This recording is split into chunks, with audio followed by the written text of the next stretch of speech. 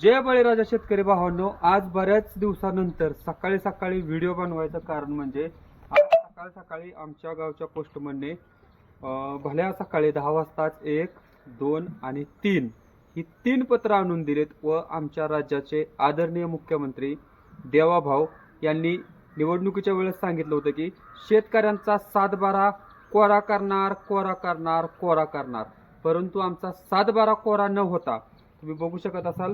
पहिलं पत्र आहे Mac finance company limited Mac finance company limited Phaltan यांचं सोने तारण ठेवलेलं ते रिन्यू करा म्हणून. दुसरं पत्र आहे शेतकऱ्याच्या अर्थवाहिनी सातारा जिल्हा मध्यवर्ती बँक यांचं की कर्जाचा थकलेला हप्ता भरा अन्यथा तुमच्यावरती 101 म्हणजे जप्तीची नोटीस आणली जाईल. आणि तिसरं पत्र आहे IDBI बँकेचं, ज्या बँकेतून आम्ही ह्या ट्रॅक्टरसाठी HDFCचं लोन काढलं होतं आणि त्याच्यामुळे आमचं सिबिल खराब झालंय. बऱ्याचशा गोष्टी होत्या. त्याच्यानंतर शेतकरी भावांनो, आमच्यासारखे बरेचसे शेतकरी पुत्र, तरुण शेतकरी ज्यांना उत्स्फूर्त केलं जातं की घ्या कर्ज घ्या, गाय पाळा, डुकरं पाळा, परंतु आम्ही सोन्याचा मणी जरी लावला तरी त्याला येणारा जो गोंडा आहे तो शेवटी कर्जाचाच येतोय आणि ते या व्यवस्थेमुळे येतोय.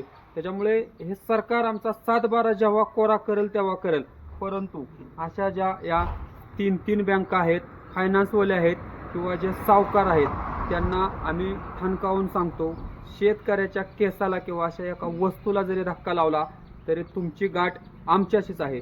मित्रांनो, आज माझ्यासारखा तरुण स्वाभिमानी शेतकरी संघटनेचा बिल्ला छातीवरती लावत असल्यामुळेच आम्ही आज जिवंत आहे.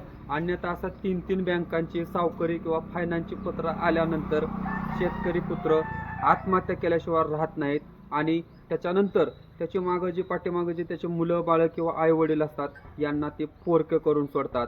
म्हणून सरकारला आमची नम्र विनंती आहे, तुम्ही कर्जमाफी द्याल तेव्हा द्याल, परंतु तोपर्यंत अशी जी बँकाची 101, 102चे ज्या नोटीस येतात त्या थांबवा, अन्यथा त्या बँका पेटवून द्यायला सुद्धा आम्ही कमी करणार नाही.